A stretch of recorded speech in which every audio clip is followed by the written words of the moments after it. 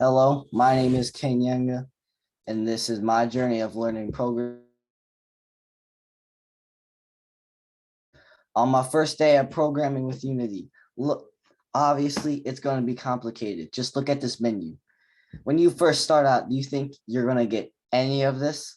Nah, you're not going to understand it, obviously, because you just started out. This is one of my first projects. This is a screenshot for one of them. It's basically just a parkour. That's it. Yeah, I know. It's simple. My personal experience with Unity. My experience with Unity has definitely been confusing. That's basically how Unity works. You keep learning new things and they are all complicated because that's how programming is. The skills I've learned while learning how to code, I've obviously learned how to code and about how video games work. Like for example, like how scenes. I didn't know what scenes were before, but now I learned about them. And this might be weird, but I also learned how to type faster. The end.